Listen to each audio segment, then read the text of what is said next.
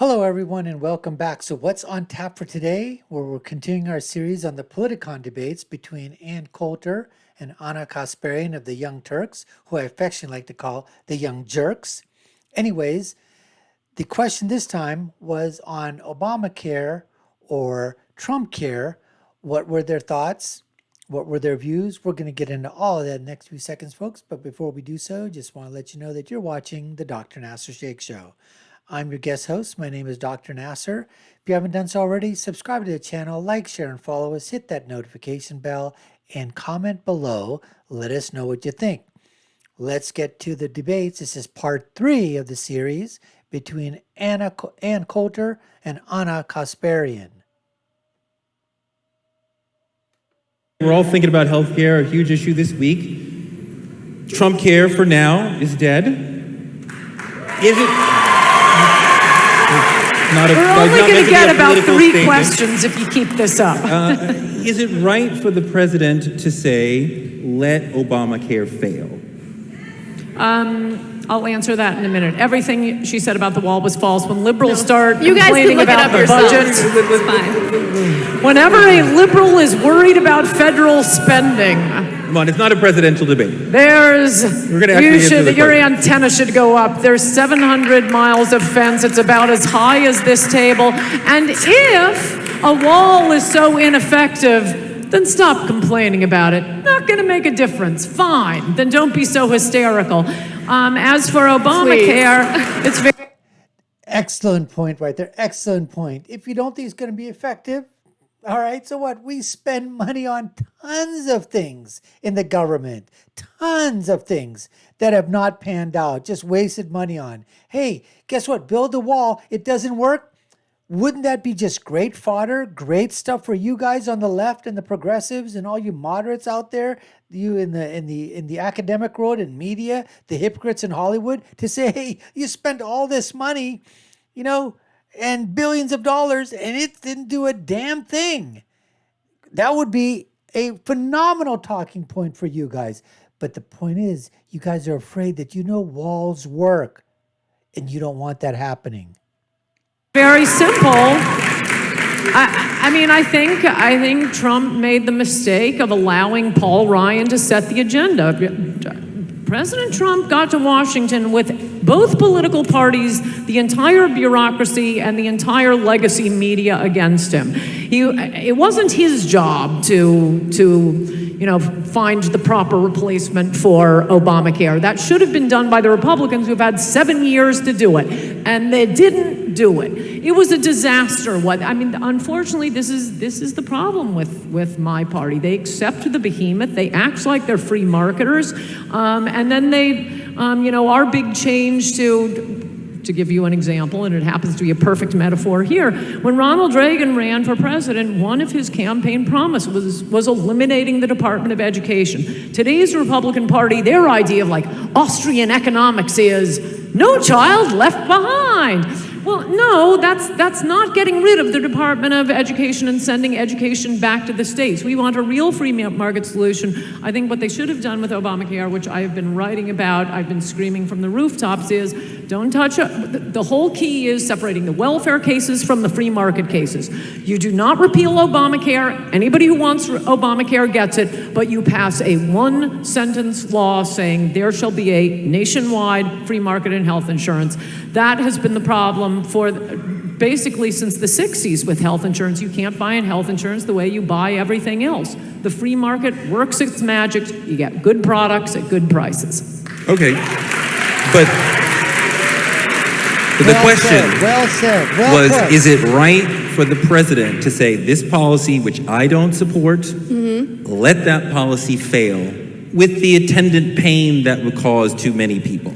Of course it's not right. We elected someone, I didn't partake in electing him, but this country elected someone with the intention of him representing us and representing our best interests. And unfortunately, he would much rather win some political brownie points as opposed to looking out for us and improving upon legislation that was passed by Obama. And so, look, I'm not going to sit here and pretend like the Affordable Care Act is perfect. It's something that we were criticizing Obama for quite a bit, especially because it lacked the proper cost controls and because it was essentially a gigantic handout to private industry. And, you know, this notion that if we just make it a free market system, we had a free market system. And guess what? A lot of people had no access to health insurance because they were being denied for pre-existing conditions. So there are a lot of positive things, there are a lot of positive things that came out of the Affordable Care Act, including, don't get emotional, including allowing us.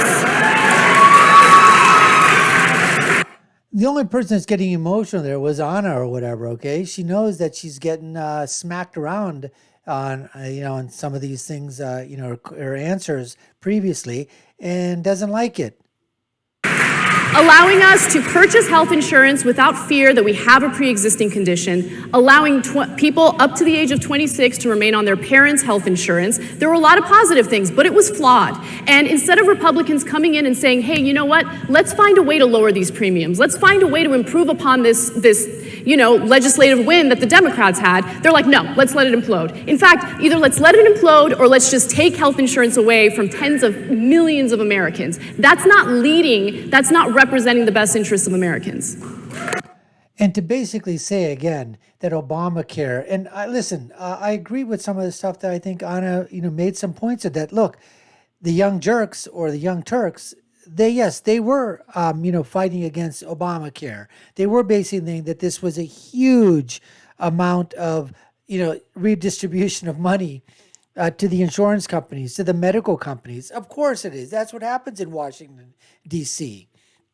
If you don't make it out for these huge multi-million-dollar corporations, insurance companies, they've got to survive. They were crying saying they're not going to make it. But then Ana keeps coming back and saying that this whole thing about pre-existing conditions, you could have made a separate pool. You know what you could have done? Free market solutions. You could have made it like, why can't we buy insurance across state lines? Why can't I pick and choose what coverage I need? Why, as a male, do I need to pay into, for OBGYN access? What for? Because one of the days I'm going to be thinking gender fluidity and think that I'm a female? Is that what they were thinking at the time? Why do I have to pay for contraceptive care? Why do I have to pay for well women care? Why do I have to pay for things that I don't need? Why can't I just say I want catastrophic and that's it? Why can't I say, you know what? I like that plan in California. It's 50% cheaper than the plan out in New York City. I'm going to buy my insurance in California, just like we buy right now car insurance, home insurance. But no, they don't want to do that. It's not free market. It's one of the most highly regulated industries, businesses in the United States of America. And then, what I'm saying is that in regards to, yes, money going to these big, companies and conglomerates and insurance companies, absolutely. But then saying tens of millions of people will be off the insurance rolls if it fails, he's looking out and making sure this can't survive. It can't continue. We need to put in something better. And like Ann said, yes, the Republicans had 7 years to work on a repeal and replacement. They didn't want to do it. That's not President Trump's fault. He's not writing legislation. He's not an insurance adjuster. He's not a health insurance expert. He brings those people around. They're the ones that formulate the policy, write it up, present it to Congress. They vote on it. And then deciding whether or not it gets voted up or down. And then gets implemented if it does, signed by the president of the law. I mean, this is just unbelievable.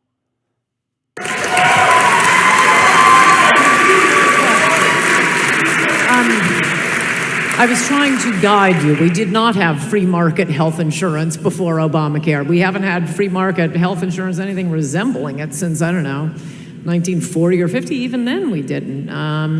But we do have a free market, or pretty much of a free market, in things like flood insurance, car insurance, so you have some idea how it works. And if you live in California, you aren't forced to buy health insurance for hurricanes. If you live in Florida, you are not forced to buy insurance for earthquakes.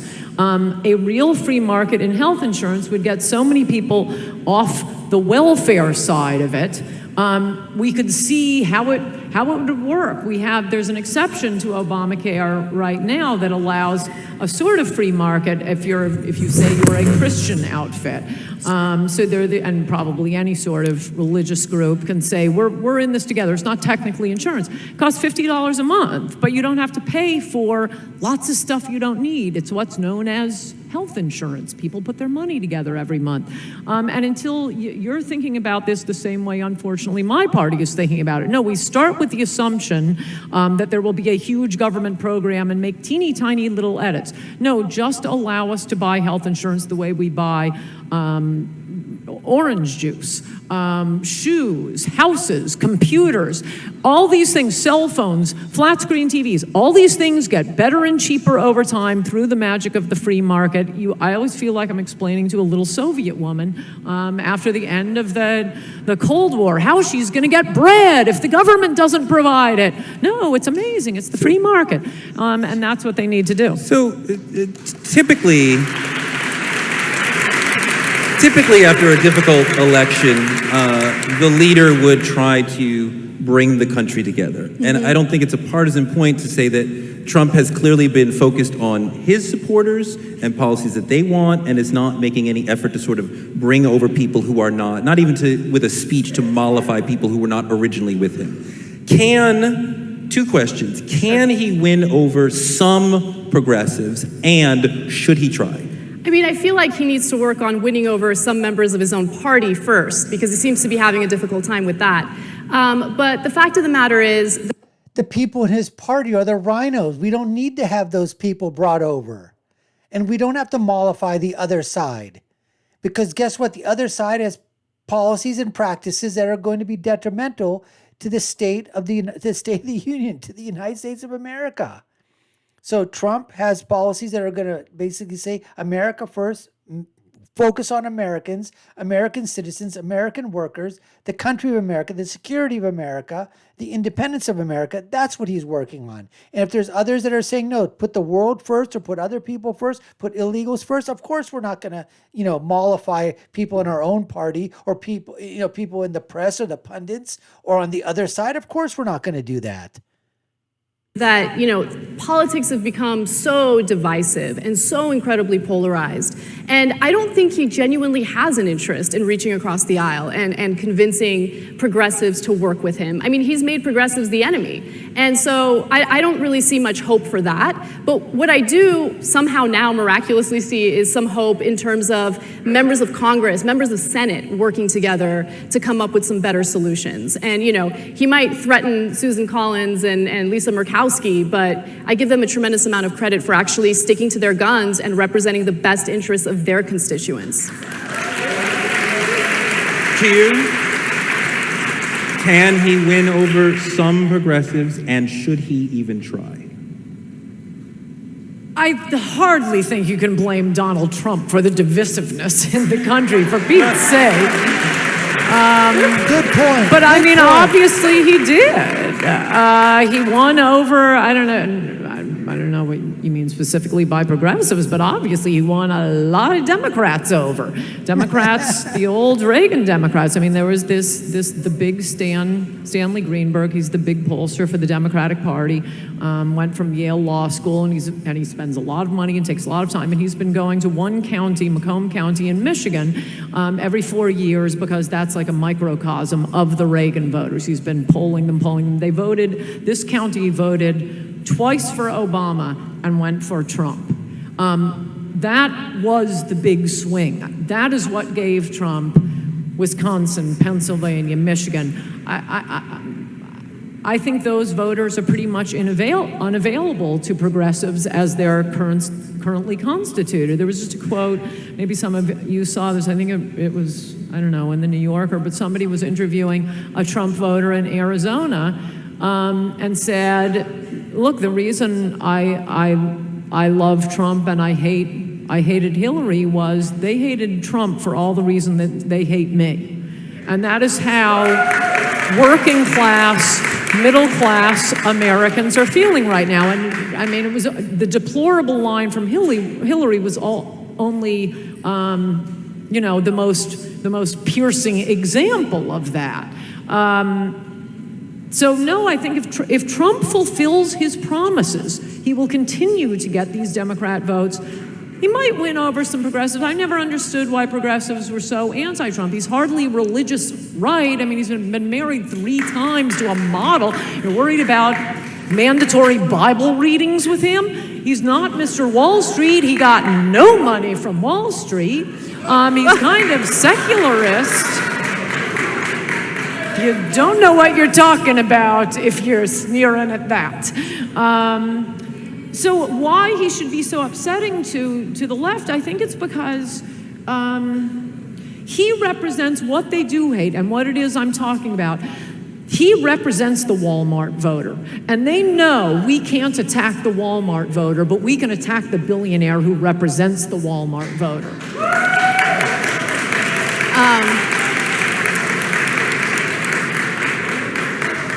I'm loving this audience. You guys are fun. Oh wow. Okay, so Trump recently said that the reason why he has filled his cabinet with millionaires and billionaires is because he doesn't want poor people working for him in the White House. And so it's odd to me. Would you want poor people working in the White House too? Who's he going to start to hire? Some idiots and morons and retards? Is that what he's going to do? What the hell are you talking about, Anna? You hired the best and the brightest.